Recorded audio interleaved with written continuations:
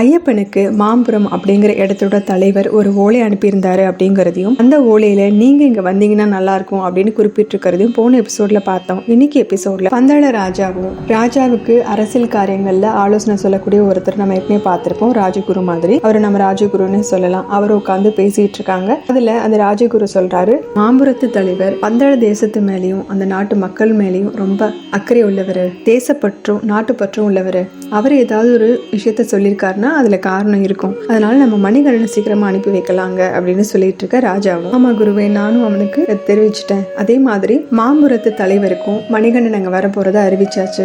அவர் கூடவே அம்பலப்புழ, ஆலங்காட்டு, பந்தள பிரதிநிதிகள் எல்லாருமே சேர்ந்துதான் அங்க பேச போறாங்க அப்படின்னு சொல்லவும், ராஜகுருவும் எந்த காரியத்தையும் சீக்கிரமா செய்யறது ரொம்ப நல்லது அப்படின்னு சொல்லிட்டு இருக்கும் போது மணிகண்டன், ராஜராஜன், கண்ணன், மனு இவங்க எல்லாரும் அந்த இடத்துக்கு வராங்க. இவங்க எல்லாருமே மகாராஜாவையும் ராஜகுருவும் வழங்குறாங்க. மணியனை பார்த்து மகாராஜாவும், மாம்புரத்துக்கு போறேன்ப்பா, அங்க மாம்புரத்து தலைவரை கேட்டுதான் சொல்லுப்பா அப்படிங்கிறாரு. மணிகண்டனும் கண்டிப்பா சொல்றேன் அப்படின்னதும், ராஜராஜனுக்கோ மனுவுக்கோ இல்ல கண்ணனுக்கோ மணியன் கூட இந்த மாதிரி யாத்திரை போறதுல விருப்பம் இருக்கா, ஏதாவது சங்கடமா அப்படின்னு கேட்க, மனுவும் எங்களுக்கு எந்த சங்கடமும் கிடையாது, பொதுஜனங்கள்ல ஒருத்தரா நாங்களும் எங்க கடமை செய்யல, நாங்க ரொம்ப சந்தோஷப்படுறோம் அப்படின்னு சொல்ல, ராஜாவும் இதை கேட்டு நான் ரொம்ப சந்தோஷப்படுறேன். பொதுஜனங்கள் ஒவ்வொருத்தரும் இந்த மாதிரி இருந்தா ஒரு தேசமே ரொம்ப சுபிட்சமாயிடும். இந்த மாதிரி நாட்டுக்காக நினைக்கிற மக்கள் தான் ஒரு தேசத்தோட பெரிய சொத்து அப்படின்னு சொல்ல, மணிகண்டனும் எல்லாமே நல்லதா நடக்கும் நம்புவோம், யாத்திரைக்கு காலம் தாழ்த்தாம நாங்க கிளம்புறோம், எங்களுக்கு ஆசீர்வாதம் பண்ணி அனுப்பி வைங்க அப்படின்னு சொல்ல, சிவனோட கருணையினால உங்களோட யாத்திரை நல்ல விதமா நடக்கட்டும் அப்படின்னு சொல்லி அவங்களை அனுப்பி வைக்கிறாரு. ராஜகுருவும் மணிகண்டனும் அவரோட நண்பர்களும் உங்களுக்கு ராஜகாரியத்துல ரொம்ப துணையா இருக்காங்க அப்படின்னு சொல்லவும், ராஜாவும் நீலகண்டன் மனசு இறங்கி எனக்காக கொடுத்த நல்ல முத்தாச்சு என்னோட மணிகண்டன், அதுல எனக்கு எந்த சந்தேகமும் இல்லை அப்படிங்கிறாரு.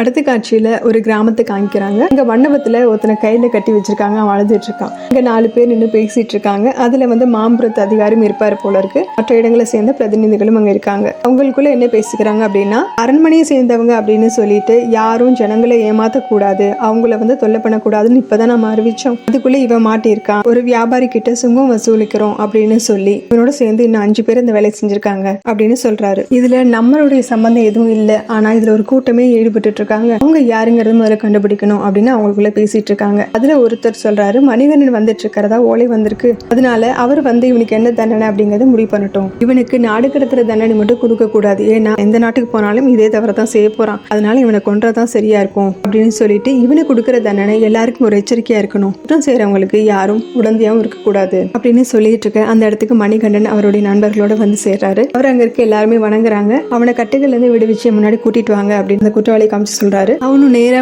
அவர் காலில் விழுந்து என்ன மன்னிச்சிருங்க அப்படின்னு சொல்ல, முதல்ல முகத்தை வழுத்தி காமி அப்படிங்கிறாரு. அவனு நிமிந்து நிக்கவும், உன்னோட பேர் என்ன அப்படின்னு கேட்க, வெள்ளையப்பன் அப்படிங்கிறான். எங்க இருந்து வர்ற அப்படின்னு கேட்கிறாரு. மாம்புரத்தோட கிழக்கு பகுதியில இருந்து வர்றேன் அப்படின்னதும், எத்தனை வருஷங்களா இந்த மாதிரி அரண்மனை சேர்ந்தவன் சொல்லி சுங்கம் எல்லாருக்கிட்டையும் வசூல் பண்ணிட்டு இருக்க அப்படின்னு கேட்கவும், பல காலமா அதை நான் செஞ்சுட்டு இருக்கேன் அப்படிங்கிறான். அதுல கொஞ்சமாவது அரண்மனை கல்யாணம் சேர்த்திருக்கேன் அப்படின்னு கேட்கிறாரு. இல்ல அப்படின்னதும், உனக்கு இந்த வேலை கொடுத்து செய்ய சொன்னது யாரு அப்படின்னு கேட்கவும், அவ எதுவும் சொல்லாம தயங்கிட்டே நிக்கிறான். சரி, அது சொல்ல வேண்டாம், ஆனா உனக்குன்னு இப்ப ஏதாவது சொத்து சேர்த்து வச்சிருக்கியா அப்படின்னு கேட்கவும், அதுக்கும் அவர் ரொம்ப தயங்கிட்டே இருக்கவும், அங்க இருந்த அதிகாரிகளை ஒருத்தர் சொல்றாரு, இவனுக்கு ஒரு வீடு சொந்தமா இருக்கு, நிறைய நிலமும் வச்சிருக்கான், நகையும் வச்சிருக்கான் அப்படின்னு சொல்லவும், இந்த சொத்துக்களை எல்லாத்தையுமே அரண்மனைக்கு மாத்துங்க அப்படின்னு சொல்லிட்டு நான் சொன்ன எல்லாத்தையும் ஒரு உத்தரவா ஓலையில் எழுதிட்டு வாங்க அப்படிங்கிறாரு. இந்த குற்றவாளியை பார்த்து சொல்றாரு, உனக்கு 2 தண்டனைகள் கொடுக்குறேன், அதுல ஏதோ ஒண்ணு நீயே தேர்ந்தெடுத்துக்கோ, ஒண்ணு உனக்கு கடவுள் ஏத்தணும், இல்லைன்னா பந்தள ராஜ்யத்தை விட்டு நீ வெளியேறணும், இது 2ல எது வேணுமோ அது நீயே தேர்ந்தெடு அப்படிங்கிறாரு. அவன் அதுக்கு, நான் செய்த தவறுகள் தயவு செஞ்சு மன்னிச்சிருங்க அப்படின்னு அழுகவும், ஜனதுரோகத்துக்கு என்னைக்குமே மன்னிப்பே கிடையாது, ஈஸ்வரனை மன்னிக்க விரும்பாத ஒரு விஷயத்த நான் செய்வேன்னு எப்படி எதிர்பார்க்கிறேன், கண்டிப்பா தண்டனை அனுபவிச்சு தான் ஆகணும் அப்படின்னு சொல்லிட்டு இருக்கும் போது ஓலையில அவர் சொன்ன உத்தரவை எழுதி கொண்டு வராங்க. அதை மணிகண்டனும் பார்த்து படிச்சுட்டு கையெழுத்து போட்டு கொடுக்கிறாரு. ராஜ துரோகத்துக்கான தண்டனையை எல்லாருமே தெரிஞ்சுக்கிட்டோம், சத்தமா படிங்க அப்படிங்கிறாரு. அதுல அவர் சொன்ன மாதிரியே இந்த இடத்துல அரண்மனைக்காக அப்படின்னு சொல்லி உங்க பணத்தை வசூலிச்சு சொத்து சேர்த்த இவருக்கான தண்டனை அப்படின்னு சொல்லிட்டு இவரோட சொத்துக்கள் எல்லாமே அரசாங்கம் எடுத்துக்க போது இவரை நாடு கடத்துறோம் அப்படிங்கறதையும் அதுல குறிப்பிட்டிருக்காங்க. அவன் பதில் எதுவும் சொல்லாததுனால அவனை நாடு கடத்தலாம் அப்படின்னே முடிவு பண்ணிடுறாங்க போல இருக்கு. அதனால அந்த ஓலையில அதையும் குறிப்பிட்டிருக்காங்க.